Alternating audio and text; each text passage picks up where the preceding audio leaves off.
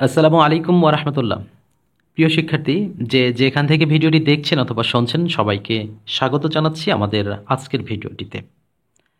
আজকে আমরা অত্যন্ত গুরুত্বপূর্ণ একটা ক্লাস নিয়ে হাজির হয়েছি।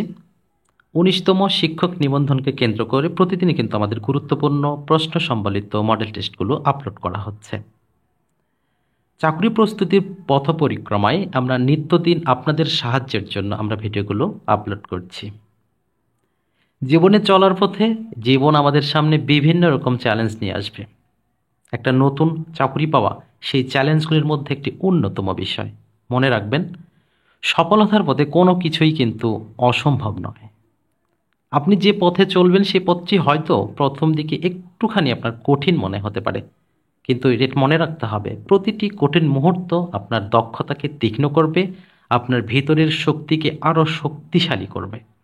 তাই নিজের প্রস্তুতির জন্য সময় দিন, পরিকল্পনা করুন, নিজের উপর বিশ্বাস রাখুন।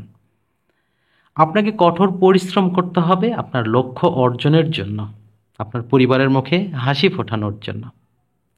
অবিশ্বাস্য যদি কিছু অর্জন করতে চান, অবশ্যই প্রথমে আপনাকে নিজেকে বিশ্বাস করতে হবে। আপনি নিজেকে বিশ্বাস রাখুন, আপনার সফলতা নিশ্চিত। তাই আপনার নিজের স্বপ্ন পূরণের জন্য নিজের প্রতি বিশ্বাস করে তুলুন, প্রচেষ্টা করুন। প্রত্যেকটা মানুষের সাফল্যের পিছনে রয়েছে ব্যর্থতা, প্রচেষ্টা, এবং সর্বশেষ যে ফলাফলটা পেয়েছে সেটি হচ্ছে বিশাল একটি সাফল্য। আপনাদের প্রত্যেকটা মুহূর্তে আপনারা প্রতিটি চাকরি পরীক্ষায় সফল হন, এই শুভকামনায় শুরু করছি আমাদের আজকের ভিডিওটি। শুরুতেই আমাদের যে প্রশ্নটি রয়েছে, কবি জসিমউদ্দিন কোন গল্প গ্রন্থটি ছোটদের জন্য রচিত? ছোটদের জন্য যেটি রয়েছে সেটি হলো ১ পয়সার বাঁশি। শোনরে কিশোর ভাই, আমার সত্য পথে শরণ্যে, হারিয়ে তোরা যাস না যেন অমানুষের অরণ্যে। এই কথাটি সুনির্মল বসু রচিত একটি কবিতা থেকে নেওয়া হয়েছে।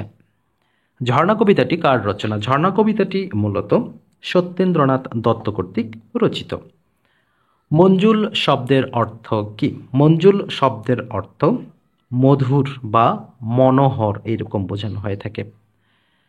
শাহজাহানের মৃত্যু স্বপ্ন কবি শাহাদাত হোসেনের কোন কাব্যগ্রন্থ থেকে নেওয়া হয়েছে? এটি নেওয়া হয়েছে রূপছায়া কাব্যগ্রন্থ থেকে। রত্নাকার, মূলত এটা রত্ন আকর হবে, রত্নযুক্ত আকর, রত্নাকর। যেহেতু এখানে রত্নাকার রয়েছে, তাহলে এখানে আমাদের লিখতে হবে রত্নযুক্ত আকার, এটি হবে সঠিক সন্ধি বিচ্ছেদ। সুষুধর শব্দের অর্থ কি? সুষুধর শব্দের অর্থ বোঝানো হয়ে থাকে হাতি। বসন্ত কবিতাটি কোন গ্রন্থ থেকে নেওয়া হয়েছে? বসন্ত কবিতাটি কবি রবীন্দ্রনাথ ঠাকুর রচিত পশারিণী গ্রন্থ থেকে নেওয়া হয়েছে। অভিযাত্রী কবিতাটি লেখককে? এটি লিখেছেন বেগম সুফিয়া কামাল। প্রিয় শিক্ষার্থী, আপনারা কে কোথায় থেকে দেখছেন এবং আমাদের ভিডিওগুলো কেমন হচ্ছে অবশ্যই আমাদের কমেন্ট সেকশনে জানিয়ে দেবেন। পূর্বাশার আলো কথাটির মর্মার্থ কি? পূর্বাশার আলো বা পূবের আলো বলতে আমরা বুঝিয়ে থাকি নতুন স্বপ্ন, নতুন সম্ভাবনা। বুলবুলিতে ধান খেয়েছে, এই বাক্যে বুলবুলিতে কোন কারকে, কোন বিভক্তি? প্রথমে আমরা এটা ভাববো যে কে ধান খেয়েছে, বুলবুলি, তার মানে ব্যক্তি বা কর্তা বোঝাচ্ছে, তাহলে এখানে কর্তৃকারক হবে। তে যুক্ত রয়েছে, তাহলে এ ও এতে এই জাতীয় যুক্ত থাকলে সেটা সপ্তমী বিভক্তি হয়, তাহলে এখানে কর্তৃকারকে সপ্তমী বিভক্তি। বিশুদ্ধ বানান, এখানে বিশুদ্ধ বানান বা শুদ্ধ বানান নৈরোধ, নৈরোধ বানান কোনটি শুদ্ধ? এটি আপনাদের জন্য একটা ছোট্ট কাজ থাকবে, অবশ্যই আপনার মূল্যবান উত্তরটুকু আমাদের কমেন্ট সেকশনে জানিয়ে দেবেন। গতকালের ভিডিওতে অসংখ্য আমার শিক্ষার্থীরা কমেন্ট করেছেন, সবার নাম বলতে পারছি না বলে আন্তরিকভাবে দুঃখিত। অবশ্যই আপনারা যেখান থেকে দেখছেন জানিয়ে দেবেন। জম্বুক শব্দের অর্থ কি? জম্বুক শব্দের অর্থ হচ্ছে শৃগাল। ইতর বিশেষ বাগধারাটি ব্যবহার করা হয় পার্থক্য বোঝাতে, তাহলে এখানে সঠিক উত্তর হবে পার্থক্য। সমস্ত সহ্য করেছে, তাহলে সমস্ত কথা, সমস্ত রাগ, অপমান সবকিছুই সহ্য করেছে, তাকে বলা হয় সর্বসংহা। সর্বজনের বিশেষণ কি? সর্বজনকে বিশেষণ করলে হবে সর্বজনীন। ভাষার বিচারে বাক্যের কয়টি গুণ থাকা আবশ্যক? ভাষার বিচারে একটি বাক্যের 3টি গুণ থাকতে হবে। আকাঙ্ক্ষা, আসক্তি, আরেকটি কি রয়েছে বলুন তো? যোগ্যতা। জননেতা জনগণকে উৎসাহিত করলেন বটে, কিন্তু কোনো পথ দেখাতে পারলেন না। ঠিক বর্তমান পরিস্থিতির মতো কিছু। জননেতা জনগণকে উৎসাহিত করেছেন। কিন্তু এই যে কিন্তু কথাটা যেহেতু দুইটা বাক্যকে যুক্ত করেছে, সুতরাং এটি একটি হবে যৌগিক বাক্য। আশা করছি বিষয়টা আপনারা বুঝতে পেরেছেন। তৎসম শব্দ বলতে কি বোঝানো হয়ে থাকে? তৎসম শব্দ বোঝানো ওই সকল শব্দগুলোকে যেগুলো সংস্কৃত শব্দ। সচেষ্ট এর বিপরীতার্থক শব্দ কোনটি হবে? নিশ্চেষ্ট। ইংরেজির শুরুতে রয়েছে the poor are deprived dash their rights, তাহলে এখানে ডেপ্রাইভড এর সাথে অফ প্রিপোজিশনটি ব্যবহার করতে হবে। The synonym of audacious, audacious শব্দের অর্থটা হলো যে সাহসী বা দুঃসাহসী, তাহলে এর সিনোনিম যদি আমরা বলি তাহলে এখানে হবে বোল্ড, বোল্ড অর্থ সাহসী। The antonym of antagonist, antagonist যদি আমরা বলি এর অর্থটা যদি বলতে যাই তাহলে এর অর্থ হবে প্রতিপক্ষ। তাহলে অ্যান্টোনিম বিপরীত শব্দ যদি বলি তাহলে পক্ষ, মিত্র, বন্ধু, তাহলে এক্ষেত্রে হবে ally. The noun form of the word vary, vary শব্দটির নাউন ফর্ম আমরা জানি নাউন ফর্ম গঠন করতে গেলে বেশিরভাগ নাউনের শেষে টিআই1 বা এসআই1 যুক্ত থাকে, এটা হচ্ছে টেকনিক অনুযায়ী চেনা। তাহলে এখানে এসআই1 বা টিআই1 যুক্ত রয়েছে ভ্যারিয়েশন, তাহলে এটি হবে ভ্যারির noun form. The correct spelling fulfil মানে পরিপূর্ণ।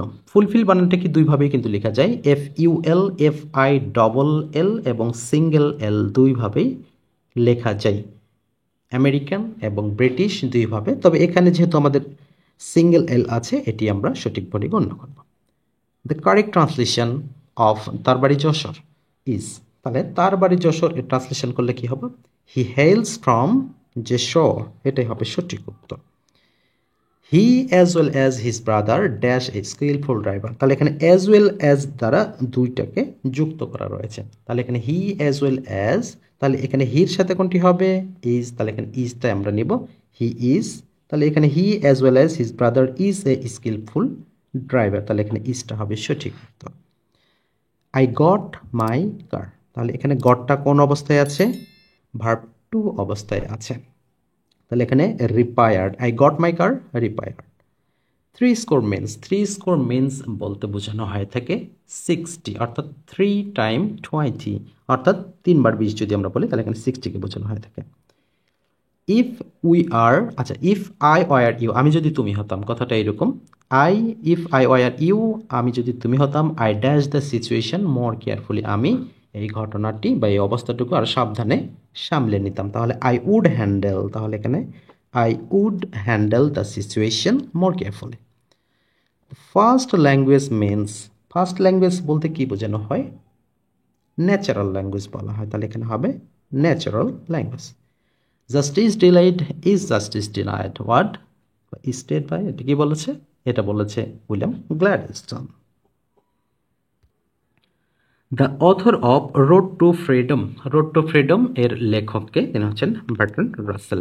তবে এখানে উল্লেখ্য বিষয় খুব ভালো করে একটু খেয়াল করবেন, এখানে কিন্তু রোডও রয়েছে, রোডস নয়, এস কিন্তু নেই, এই বিষয়টা খেয়াল করবেন, রোড টু ফ্রিডম, তাহলে এটা Bertrand Russell. Change the narration, change the narration আমাদের এখানে রয়েছে you will say I am ill, তাহলে এখানে হবে যে you will say that you are ill, তাহলে এখানে সঠিক উত্তরটি হবে ক number. He is as tall dash my brother, তাহলে এখানে অ্যাজ রয়েছে, as tall as my brother, তাহলে এখানে অ্যাজটাই হবে সঠিক উত্তর। 20 years dash since my father died, তাহলে এখানে 20 ইয়ার্স হ্যাভ পাস্ট, যেহেতু এখানে সিন্স রয়েছে, সিন্সের পরিমাণ কী ব্যবহার? Have passed my father died, তাহলে এখানে সঠিক উত্তর আমরা করবো কোনটা? হ্যাভ পাস্ট, এটি হবে সঠিক উত্তর।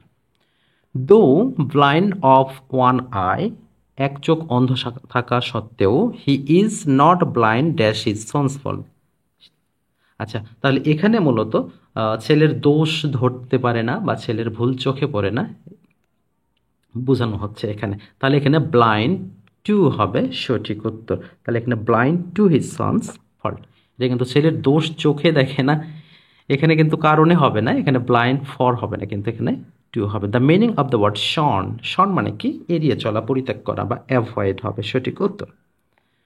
সিনার্স উইল সাফার, পাপীরা কষ্ট পাবে বা পাপীরা শাস্তি পাবে, কতক্ষণ? ততক্ষণ পর্যন্ত যতক্ষণ না আল্লাহ তাদের ক্ষমা করবেন, তার মানে কি? এটা কিন্তু অনির্ধারিত, তার মানে এটা হবে কি ইন দ্য লং রান, দীর্ঘ সময় ধরে। এরপরে রয়েছে what is the synonym of the word sticky.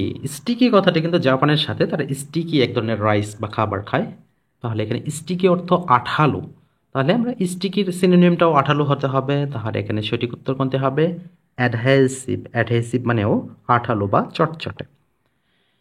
নিচের কোন গণিতবিদ সেট সম্বন্ধে প্রথম ব্যাখ্যা প্রদান করেন? সেট সম্পর্কে প্রথম ব্যাখ্যা করেন জর্জ ক্যান্টর। শতকরা বার্ষিক 4 টাকা হার সরল মুনাফায় কত টাকার 15 বছর স্ববৃদ্ধিমূল 1040 টাকা হবে? অর্থাৎ মুনাফা এবং আসল যোগ করলে 1040 টাকা হবে। তাহলে আমরা যদি অপশন ধরে করি, তাহলে ধরলাম আমরা 550 টাকা, এই 550 টাকার 4 টাকা হারে আমরা 15 বছরে স্ববৃদ্ধিমূল বের করব, তাহলে যেটির সাথে মিলে যাবে সেটি হবে আমাদের সঠিক উত্তর। এখানে যদি আমরা ক্যালকুলেশন করি, যেমন 550 রয়েছে, তাহলে 550 আমরা গুণন করব কত? 4% করতে হবে, তাহলে এখানে গুণন 100 ভাগ 4, তাহলে এখানে কত হবে? আমরা যদি আপনাদের একটুখানি দেখিয়ে দিই, তাহলে এখানে আমরা প্রথম কাজ করব কি 550, এটা আমরা ক্যালকুলেশন দ্রুত করতে হবে, গুণন 4 এখানে ভাগ করতে হবে কত? 100 দ্বারা। তাহলে এখানে 550 গুণন 4 2000, 2022, আচ্ছা 2200 হবে, অর্থাৎ 2200 হবে। এটাকে যদি আমরা এখন ভাগ করি, কত দ্বারা ভাগ করতে হবে? আমাদের এখানে ভাগ করতে হবে 100 দ্বারা ভাগ করতে হবে। তাহলে 100 দ্বারা ভাগ করলে আমাদের কত আসবে? অনলি আসবে 22 টাকা। তাহলে 22-এর সাথে যদি এখন আমরা গুণ করি, যেমন আমরা যদি এখন 22 আর 15 গুণ করি, কারণ আমাদের এই যে 15 বছর রয়েছে, এই 15 বছর তো গুণ করতে হবে, তাহলে আমাদের আসবে কত? আমরা এখানে গুণ করব কত? 22 গুণন এখানে আমাদের গুণ করতে হবে 15 বছর, তাহলে আমাদের মোট আসবে কত? 330 বা এর সামথিং হবে। তাহলে 330-এর সাথে এখন যদি আমরা 550 যোগ করি, তাহলে আমাদের কত আসবে? 5 3 8, 800 বা 900-র কাছাকাছি, কিন্তু আমাদের 1040 তো মিলছে না, তার মানে এই অপশনটা বাদ হবে। একইভাবে আমরা 650-এর সাথে যদি আমরা কত পার্সেন্ট করতে হবে? 4%, তাহলে 650-এর যদি আমরা গুণন 4 করতে হবে, তারপরে আমরা ভাগ দিব কত? 100, তাহলে ভাগ দিলে আমাদের কত হবে? অনলি 26 টাকা হবে। তাহলে 26-কে যদি আমরা 15 দ্বারা গুণ করি, তাহলে এখানে কত হবে? 390 হবে। এখানেও 390 আমরা যোগ করব, তাহলে 6 3 9, 9 5 14, তার মানে 1040 কিন্তু আমাদের হয়ে যাচ্ছে, তার মানে সঠিক উত্তর হবে 650। যে ভগ্নাংশের লবের চেয়ে হর ছোট, লবের চেয়ে হর ছোট, তার মানে লব বড়, আর লব বড় হলে সেটা সচরাচর হয় কি? লব হরের চেয়ে ছোট। সরি, আমরা একটু বুঝতে ভুল হয়েছে, লব হরের চেয়ে ছোট, তার মানে লবই ছোট, হর বড় 1/2 এইরকম, তাহলে সেটি হবে প্রকৃত ভগ্নাংশ। আর যদি লব বড় হয়ে যায়, তাহলে সেটি হবে অপ্রকৃত ভগ্নাংশ। আর যদি সামনে যদি 1 থাকে, তাহলে তখন সেটি হয়ে যাবে মিশ্র ভগ্নাংশ। আশা করছি বিষয়টা বুঝতে পেরেছেন। একটি সাইকেল 7200 টাকায় বিক্রয় করায় 20% লাভ হলো। সাইকেলটির ক্রয় মূল্য কত?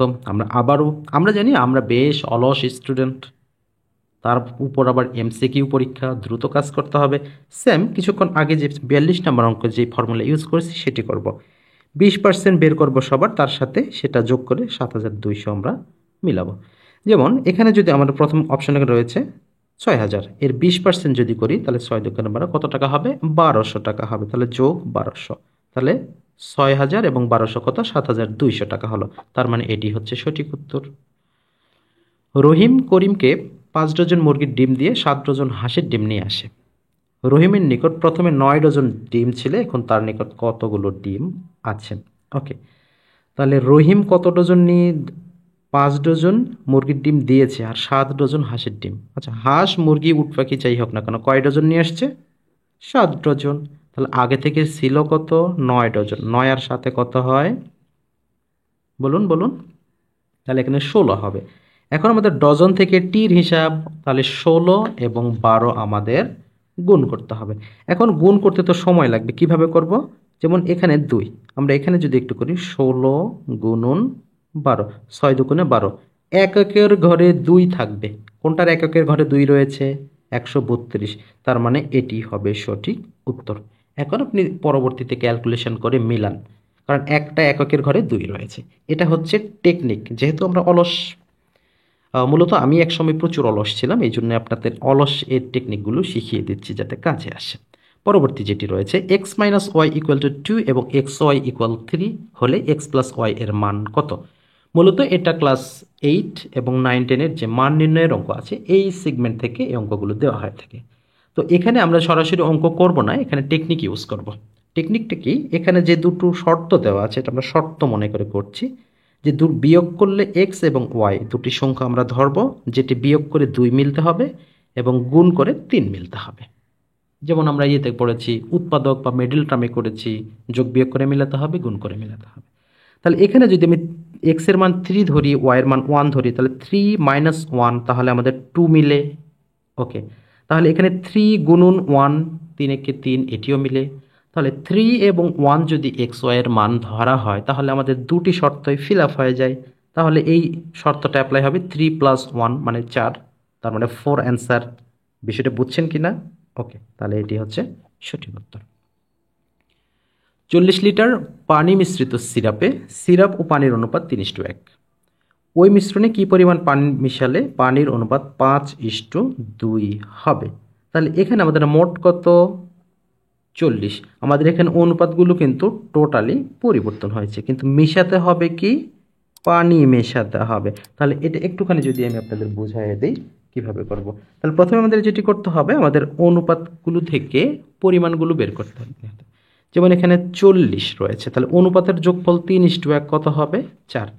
তাহলে এখানে 3/4, তাহলে এখানে 30 এবং 40 গুণন 1/4 10।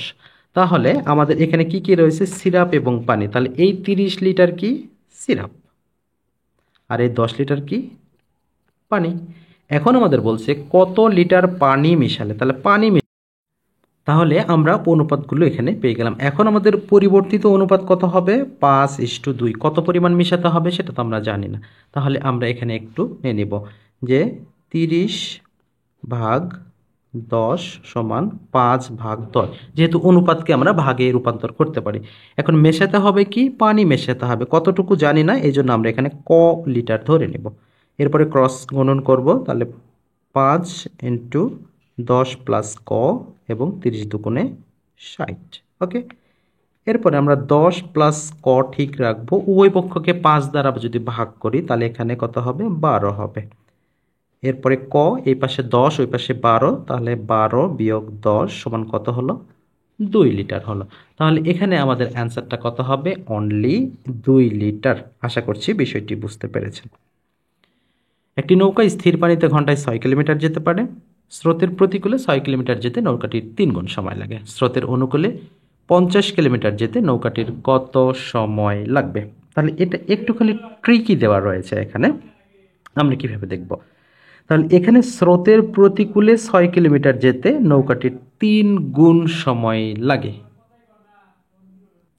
তাহলে এটা আমরা এইভাবে ধরবো, যেহেতু বলছে 3 গুণ সময় লাগে, তাহলে যদি অনুকূলে 1 ঘন্টা লাগে তাহলে প্রতিকূলে 3 গুণ বেশি সময় লাগবে না। তাহলে প্রতিকূলে এটা হচ্ছে অনুকূল, আর প্রতিকূলে যেতে লাগবে 3 ঘন্টা। এই কথাটা আমাদের জানতে হবে। তাহলে এখন প্রতিকূলে বেগ কত, স্রোতের বেগটা বের করতে হবে। তাহলে এখানে আমাদের যেটি বের করতে হবে, কত স্থির পানিতে কত কিলোমিটার যেতে পারে, 6 কিলোমিটার। তাহলে এখানে 6/3, তাহলে কত হলো, 2। তাহলে এই 2 কিলোমিটার পার ঘন্টা আমরা kmpsও লিখতে পারি, kmps কিলোমিটার পার আওয়ার। এবারে আমাদের নৌকার বেগ থেকে স্রোতের বেগ এটা তো পেলাম, তাহলে এখানে আমাদের কত বের করতে হবে, স্রোতের বেগটা বের করে নিতে হবে। তাহলে আমরা এখানে কত পেলাম, নৌকার বেগ থেকে স্রোতের বেগ। তাহলে এখানে নৌকা বেগ বিয়োগ স্রোতের বেগ আমরা কত পেয়েছিলাম, এই যে এখানে 2 কিলোমিটার পার আওয়ার 2 পেয়েছিলাম। তাহলে এই দুটার মধ্যে আমরা কোনটা জানি, যেটা জানি সেটা আমাদের নিতে হবে। কোনটা জানি, এই যে স্থির পানিতে নৌকা, তাহলে নৌকার বেগটা জানি। তাহলে এখানে নৌকার বেগ আমরা কি লিখবো, 6 মাইনাস আমরা একটু ডট ডট বের করলাম, স্রোতের বেগ 2। তাহলে এখানে আমাদের কি হবে, তাহলে স্রোতের গতিবেগটা কত হবে, সমান এখানে প্লাস আছে, ওই পাশে গিয়ে আমাদের কি হবে, মাইনাস হয়ে যাবে। তাহলে এখানে আমাদের এখানেও স্রোতের এখানে মাইনাস, এখানে 2 - 6, তাহলে এখানে -4। যেহেতু উভয় পক্ষে মাইনাস আছে, তাহলে আমাদের স্রোতের গতিবেগ কত হলো? 4 কিলোমিটার। আমাদের মেইন কাজ এখন শেষ। এখন আমাদের অনুকূলে বলছে, অনুকূলের নদীর, তাহলে নৌকার বেগ কত? এখানে 6 ছিল, আর স্রোতের বেগ কত? আমরা এখনই যেটা বের করলাম 4, তাহলে এই দুটো যোগ করব। তাহলে এখানে 6 যোগ 4 সমান কত হলো? এখন 10 কিলোমিটার পার ঘন্টা আমাদের কিন্তু নৌকার অনুকূলে গতিবেগটা পেয়ে গেলাম। এবারে আমাদের বলা ছিল 50 কিলোমিটার যেতে কত সময় লাগবে, তাহলে জাস্ট 50কে আমরা 10 দ্বারা ভাগ করব 5, এটাই অ্যান্সার। তাহলে এই 5 ঘন্টা লাগবে আমাদের সময়। আশা করছি বিষয়টা বুঝতে পেরেছেন। 11টি সংখ্যার যোগফল 807.73, এদের প্রথম 5টি সংখ্যার গড় 70.925, শেষের 5টি সংখ্যার গড় 65.45 হলে ষষ্ঠ সংখ্যাটি কত? তাহলে এখানে প্রথম কাজ হবে, যখনই দেখবেন গড় দেওয়া থাকবে সাথেই সমষ্টি বের করবেন। তাহলে 5 গুণন 70.925 এবং এখানে 5 গুণন 65.45, এই দুটো সমষ্টি বের করে যোগ করতে হবে। যোগ করে আমাদের মেইন যেটি রয়েছে সেখান থেকে বিয়োগ করতে হবে। এটাই হচ্ছে আমাদের ক্যালকুলেশনের নিয়ম। তাহলে ষষ্ঠ সংখ্যাটি বের হবে 125.855। একটি ট্রেনের বেগ ঘন্টায় 75 কিলোমিটার, ট্রেনটির দৈর্ঘ্য 180 মিটার হলে 320 মিটার দীর্ঘ একটি প্ল্যাটফর্ম অতিক্রম করতে কত সময় লাগবে? কয়েক সেকেন্ড লাগবে। এখানে সঠিক উত্তরটি হবে আমাদের মাত্র 24 সেকেন্ড। এখন ক্যালকুলেশন কিভাবে করতে হবে? তাহলে 75 কিলোমিটার ঘন্টায়, তাহলে কত মিটার যাবে সেকেন্ডে, সেই হিসেব আমাদের করতে হবে। তাহলে এখানে সরাসরি আমরা ওকে, তাহলে এখানে আমাদের প্রথমে যে মোট দূরত্ব সেটা একটু বের করে নিতে হবে। মোট দূরত্ব 180 এবং 320, সেখানে হলো কত? 500। ওকে, এরপরে আমাদের যে 75 কিলোমিটার রয়েছে, তাহলে 75 কিলোমিটারকে আমাদের মিটার পার সেকেন্ডে নিয়ে আসি, তখন কি হবে? 75 ভাগ 3.6। এখন আমাদের যেটা করতে হবে, কি বের করতে হবে? কত সময় লাগবে? তাহলে সময় সমান কি? সময় সমান হচ্ছে দূরত্ব ভাগ বেগ। তাহলে দূরত্ব আমাদের কত? 500 ভাগ বেগ। বেগ আমাদের কত ছিল? এই যে 75.36। তাহলে এখানে হবে 75 ভাগ 3.6। তাহলে এটা এখন আমরা যদি উল্টে লিখি, তাহলে 500 গুণন 3.6 ভাগ 7.5। তাহলে এখানে দশমিকটা তুলে দিলে 750, কাটাকাটি করলে আমাদের কত হবে? 24 সেকেন্ড হবে আমাদের রাইট অ্যান্সার। তাহলে এখানে সঠিক উত্তর হবে 24 সেকেন্ড। 1 পাউন্ড সমান কত গ্রাম বলা হয় থাকে? 1 পাউন্ড সমান সাধারণত বলা হয় থাকে 453 প্লাস, প্রায় বলা হয় থাকে 5-এর 12, তারপরে আবার আচ্ছা 5-এর নিচে 12, 5-এর 12, এর নিচে আবার কত রয়েছে? আবার নিচে 10 রয়েছে। তাহলে এটা সমান কত? তাহলে এটা আমরা খুব সহজে যেটি করতে পারবো সেটি হলো যে প্রথমে 5-এর 12 আমরা এখানে একটু দেখি, 5-এর নিচে 12 গুণন এই যে 10-এর নিচে একটা 1 আছে, তাহলে এখানে আমরা 10-এর নিচে 1 লিখব। তাহলে এখানে 10-এর নিচে একটা না যায়, একটা যাবে উপরে, তখন 10টা আসবে নিচে, 5 দিয়ে 10কে কাটলে হবে 2। তাহলে 12 2 24, 1-এর 24 হবে আমাদের সঠিক উত্তর। কোন ক্ষুদ্রতম সংখ্যাকে 2 3 4 5 6 দ্বারা ভাগ করলে প্রতি ক্ষেত্রে 1 অবশিষ্ট থাকে, কিন্তু 7 দ্বারা ভাগ করলে কোনো অবশিষ্ট থাকে না? তাহলে 7 দ্বারা আমরা যদি ভাগ করেই দেখব যে 7 দ্বারা যদি ভাগ করি 301কে কোনো অবশিষ্ট থাকবে না। 2 দিয়ে যদি আমরা করি 150 দুগুণে 301 থাকবে। 3 দিয়ে যদি করি 3 দিয়ে করলে 100 হবে, 300 হবে, তবুও 1 থাকবে প্রতি ক্ষেত্রে। আমরা 4 দিয়ে করলেও সেই একই থাকবে। ওকে, 26,190 ঘন্টাকে বছর, মাস এবং দিনে পরিণত করলে পাওয়া যায় কোনটি? তাহলে এটা হিউজ ক্যালকুলেশনের বিষয়। এটি হবে 3 বছর 11 দিন 6 ঘন্টা। আলম 5টি বিষয়ে গড়ে 75 নাম্বার পেল, আবারও গড় আছে, মোট বের করতে হবে। গণিতে 92, ইংরেজিতে 56, বাংলায় 67, বিজ্ঞানে 82 নাম্বার পেয়েছে। সে অপর বিষয়ে কত নাম্বার পেয়েছে? তাহলে 5টি বিষয়ের গড় 75, তাহলে 5 গুণন 75 আমাদের করতে হবে। তাহলে 5 গুণন যদি আমরা 75 করি, তাহলে 5 গুণন 75 করলে আমাদের হবে 370 75। তাহলে 375 নাম্বার সে মোটের উপরে পেয়েছে, অর্থাৎ মোট নাম্বার পেয়েছে 375। এখন এখানে দেওয়া আছে কয়টা? এখানে দেওয়া আছে যেগুলো সেগুলো এখন যোগ করতে হবে। যেমন এখানে 92 দেওয়া আছে, 92 যোগ 56 যোগ 67, আর একটা রয়েছে কি 82 রয়েছে। তাহলে তাহলে এখানে সবগুলো আমাদের কি করতে হবে? যোগ করতে হবে। তাহলে এগুলো সবগুলো যোগ করলে আমাদের কত হবে আমরা একটু দেখব। যে প্রথমে রয়েছে 92 তারপরে রয়েছে 82, আমরা 92, 82, তারপরে রয়েছে 67, এরপরে রয়েছে 56। তাহলে যোগ করলে হলো আমাদের কত? 297। তাহলে ওই যে মোট কত পেয়েছিলাম? 375। এখন বিয়োগ করতে হবে 375 থেকে, তাহলে আমাদের আসলো কত? 78। তাহলে অপর বিষয়ে সে নাম্বার পেয়েছে কত? 78, আর এটি হবে সঠিক উত্তর। ভাজক ভাগফলের 3/5 গুণ ভাগফল 13/3/4 হলে ভাজ্য কত? তাহলে এখানে ভাজ্য হবে, ভাজ্য সমান কি? আমাদের যেই সূত্রটা রয়েছে সেই সূত্র অনুযায়ী আমাদের এই ফরমেশনে পেলে আমরা খুব সহজেই কিন্তু এটি করতে পারবো।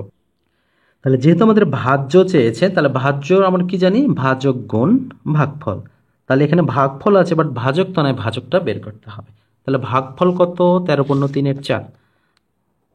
ভাগফল 13/3/4, তাহলে 4 13, 52 3 55 এটা হচ্ছে ভাগফল। এখন ভাজকটা কি হবে? এটারই কত গুণ হবে? 3/5 গুণ হবে। তাহলে ভাগফল যদি এখন আমরা ফল যদি বের করি, তাহলে কত হবে? 55/4 গুণন 3/5, এটি রয়েছে 3/5। এখন আমরা যদি করি 5 দিয়ে 55 কাটলে হবে কত? 11। তাহলে 33/4। আমরা ভাগফল পাইলাম কত? 33/4। আর ভাগ এখানে ভাজক আর ভাগফলটা আলাদা আলাদা না? হ্যাঁ, ঠিক আছে। তাহলে এটা আমরা পেলাম ভাজক। 33/4 আমরা ভাজক পেয়েছি, 55/4 আমরা পেয়েছি ভাগফল। এখন আমাদের বের করতে হবে কি? ভাজ্য কত? তাহলে ভাজ্যর সূত্রটা কি? ভাজক গুণন ভাগফল ভাগ ভাগশেষ। যেহেতু এখানে আমাদের কি নাই? ভাগশেষ নাই, তাহলে সেই সূত্রে শুধু আমরা ভাজক গুণন ভাগফল করব। তাহলে এখানে আমরা ভাজক কত পেয়েছি? 33/4 গুণন ওখানে কত পেয়েছি? 55/4। তাহলে নিচে আমাদের কত? 4 4 16। তাহলে নিশ্চয়ই নিচে 16 থাকবে, তাহলে প্রত্যেকটারই 16 রয়েছে। এবারে আমাদের উপরে উপরে গুণ করতে হবে। তাহলে এখানে 33 আর 55 যদি গুণ করি, তাহলে এখানে কত হবে? 33 গুণন 55। তাহলে এখানে আমাদের 3 5 15, আবারও 15, 181, 5, তার মানে 1815। এইটা হবে আমাদের উত্তর। তবে এই জাতীয় এটার সাথে আমাদের মিলাতে হবে কোনটার সাথে কোনটা গুণ করলে হবে। তাহলে এটার সাথে আমরা যদি দেখি, এই 1815 বা 1815 16, এটাকে যদি আমরা মিশ্র ভগ্নাংশে প্রকাশ করি, তাহলে সেক্ষেত্রে আমাদের অ্যান্সার হবে 113/7/16। 3 9 81, পরবর্তী সংখ্যাটি কত? 3-এর উপর স্কোয়ার করলে 9, 9-এর উপর স্কোয়ার করলে 81, 81-র উপর স্কোয়ার করলে কত হবে? তাহলে এটা 81 গুণন 81 করলেই বোঝা যাবে, রাইট? তাহলে আমরা এখানে কি করব? 81 গুণন 81 করব। তাহলে নিশ্চয়ই 1 1-এর ঘরে 1 থাকবে, সবারই আছে। তাহলে শেষে কত থাকবে? 8 8 64, তার মানে 64-র পরবর্তী কোনো একটি সংখ্যা থাকবে। তাহলে পরবর্তী সংখ্যা দুইটা রয়েছে, একটা 65 51 রয়েছে, একটা 65 61 রয়েছে। তাহলে আমরা ক্যালকুলেশন করে যেটা পেয়েছি সেটা হবে 65 61, অর্থাৎ 81 81 গুণ করে যেটা পাবেন সেটাই হবে সঠিক উত্তর। এরপর রয়েছে কোনো সংখ্যার সাথে 3 যোগ করলে যোগফল 24 36 48 দ্বারা বিভাজ্য হবে, কোনটার সাথে? এটা কিন্তু আপনার লসাগু করে করতে পারেন, অপশন ধরে করতে পারেন, আপনার যেটা ভালো মনে হবে। তাহলে এখানে সঠিক উত্তরটা আমরা করব কোনটি? এখানে সঠিক উত্তর হবে 141। 141 এর সাথে 3 যোগ করি আমরা, তাহলে এখানে কত হবে? 3 আর 1 4, তাহলে এখানে 144 হবে। তাহলে 144 যদি হয়, তাহলে এখানে 144-কে প্রথমত আমরা 24 দ্বারা ভাগ করতে পারবো, 36 দ্বারা, 48 দ্বারা। 48 দ্বারা তো অবশ্যই যাবে, যেহেতু 24 দিয়ে গিয়েছে। আশা করছি বিষয়টি বুঝতে পেরেছেন। পরীক্ষাগারে পরিমাপের জন্য কোন ধরনের ঘড়ি ব্যবহার করা হয়? পরীক্ষার সময় অবশ্যই স্টপওয়াচ ব্যবহার করতে হয়। বিশ্বের সকল পদার্থকে কয়টি শ্রেণীতে ভাগ করা হয়? সকল ধরনের পদার্থকে ভাগ করা হয় 3টি। অনেকেই এখানে হয়তো বা মতবিরোধ তৈরি হতে পারে যে পদার্থ তো 2 প্রকার, মৌলিক যৌগিক। আসলে এখানে পদার্থের শ্রেণী বিভাগের কথা বলা রয়েছে, যেটাকে বলা হয় সাধারণত খনিজ, প্রাণী ও উদ্ভিদ, এখানে বলা রয়েছে। তাহলে এখানে এরপরে যদি আমরা বলি যে নিচের কোনটির নির্দিষ্ট আকার আয়তন, নির্দিষ্ট আকার আয়তনটা বায়বীয় পদার্থ, অর্থাৎ বায়ুর। যে পদার্থকে ভাঙলে অন্য কোনো ধর্ম বিশিষ্ট পদার্থ পাওয়া যায় না তাকে কি বলা হয়? অবশ্যই এটি মৌলিক পদার্থ। নিচের কোনটি বায়ুর একটি উপাদান নয়? বায়ুর উপাদান নয় আমরা কোনটিকে বলে থাকি? যেটি হচ্ছে হাইড্রোজেন। হাইড্রোজেন কিন্তু বায়ুর উপাদান নয়। ভিটামিন এ সমৃদ্ধ খাবার কোনগুলো? ভিটামিন এ সমৃদ্ধ খাবারগুলো হবে লাল শাক, কচু শাক এবং মিষ্টি কুমড়া। বাংলার প্রাচীনতম জনপদ কোনটি? প্রাচীনতম জনপদ বলতে বোঝানো হয় থাকে পুণ্ড্রনগর বা পুণ্ড্রবর্ধনকে। আর্যদের প্রাচীন সাহিত্য ও ধর্মগ্রন্থ কোনটি? আর্যদের ক্ষেত্রে যদি বলা হয় থাকে তাহলে সেটি হবে ঋগ্বেদ। গুপ্ত বংশের শ্রেষ্ঠ রাজাকে? আমরা কিন্তু সবসময় দেখে আসি যে পাল বংশ থেকে প্রশ্ন আসে, এই জন্য আমরা গুপ্ত বংশ থেকে একটি দিলাম, তার হচ্ছে সমুদ্র গুপ্ত। কোন গোষ্ঠী থেকে বাঙালি জাতির প্রধান অংশ গড়ে উঠেছে? বাঙালি জাতির প্রধান গড়ে উঠেছে এটি হচ্ছে অস্ট্রিক গোষ্ঠী থেকে। বাংলাদেশের কোথায় সুরমা ও কুশিয়ারা নদী মিলিত হয়ে মেঘনা নাম ধারণ করেছে? এখানে হবে আজমিরিগঞ্জ। তাহলে সঠিক উত্তর হবে আজমিরিগঞ্জ। এখন যে প্রশ্নগুলো যুক্ত করা হয়েছে সবগুলো বর্তমান প্রেক্ষাপটকে কেন্দ্র করে মাথায় রেখে প্রচলন করা হয়েছে। তাহলে এখানে ব্যাংক নোট প্রচলন করেন কে? কেন্দ্রীয় ব্যাংক। বাংলাদেশ ব্যাংকের প্রথম ইপিজেড কোথায় স্থাপিত হয়? এটি স্থাপিত হয় চট্টগ্রামে। গণপ্রজাতন্ত্রী বাংলাদেশের সংবিধান কার্যকর করা হয় কোন তারিখে? যেহেতু বর্তমানে সংবিধান নিয়ে কথাবার্তা হচ্ছিল সেক্ষেত্রে এই প্রশ্ন আসাটা অযৌক্তিক নয়। বাংলাদেশের কোন ব্যক্তি নোবেল পুরস্কার লাভ করেছেন? এটা বলার অপেক্ষা রাখে না। মাননীয় প্রধান উপদেষ্টা ডক্টর মোহাম্মদ ইউনূস বর্তমানে দায়িত্বে রয়েছেন অন্তর্বর্তীকালীন সরকারের, সুতরাং এই প্রসঙ্গটি জানতেই হবে আমাদের। রুশ বিপ্লব সংগঠিত হয় কবে? এটি 1917 সালে। যেহেতু কিছুদিন আগেও আমাদের দেশে একটি বিপ্লব অনুষ্ঠিত হয়েছে সেক্ষেত্রে বিপ্লব সম্পর্কে জ্ঞান রাখতেই হতে পারে। বাংলাদেশ বিশ্বকাপ ক্রিকেটে প্রথম অংশ নেয় কবে? এটি প্রথম অংশ নেয় 1999 সালে, যে বিশ্বকাপে পাকিস্তানকে বাংলাদেশ হারিয়েছিল। কিছুদিন আগেও পাকিস্তানকে বাংলাদেশ হারিয়েছে, বিষয়টা মাথায় রাখতে হবে। সাহিত্যে 2017 সালে নোবেল পুরস্কার লাভ করেন কে? 2017 সালে যিনি পেয়েছিলেন তিনি কাজু ইশিগুয়ে। এলিলি প্রাসাদ কোথায় বা কোন দেশের রাষ্ট্রপতির সরকারি ভবন? এলিলি প্রাসাদ যখন বলা হবে তখন নিশ্চয়ই এটি যাবে ফ্রান্স। এবং বর্তমানে বিভিন্ন কমিশন গঠনের কথা বলা হয়েছে, তাহলে এই কমিশনটা সম্পর্কে আমাদের জানতে হবে যে উপমহাদেশের প্রথম শিক্ষা কমিশনের নাম কি ছিল? প্রথম শিক্ষা কমিশনের নাম ছিল হান্টার কমিশন। প্রিয় শিক্ষার্থী, ক্লাসগুলো বেশি বড় যাতে না হয় সেদিক বিবেচনা করে আমরা কিছু কিছু মডেল টেস্ট কিন্তু 80 মার্কের নিয়ে আসি। আশা করছি আপনারা এতে আশাহত হবেন না। আমরা ভিডিওগুলো বা ক্লাসগুলো দ্রুত করার চেষ্টা করলে অনেক সময় প্রাসঙ্গিক অনেক তথ্য বাদ দিতে হয়, যার কারণে আমরা কখনো 80 নাম্বারের কখনো 100 নাম্বারের মডেল টেস্টগুলো তৈরি করে থাকি। আশা করছি বিষয়টি নিয়ে কখনো ভুল বুঝবেন না। যেখান থেকে ভিডিওটি দেখলেন অথবা শুনলেন সবাইকে অন্তরের অন্তঃস্থল থেকে অনেক অনেক শুভকামনা এবং শুভেচ্ছা জানিয়ে এবং ধন্যবাদ জ্ঞাপন করে আজকের ভিডিওটি এখানে শেষ করছি। সবার সুস্বাস্থ্য কামনা করে আজকের মতো এখানে বিদায় নিচ্ছি। দেখা হবে আগামীকাল আরও একটি গুরুত্বপূর্ণ ক্লাসে। সে পর্যন্ত আল্লাহ পাক সবাইকে অনেক ভালো রাখুন, সুস্থ রাখুন, সেই শুভকামনায় আল্লাহ হাফেজ।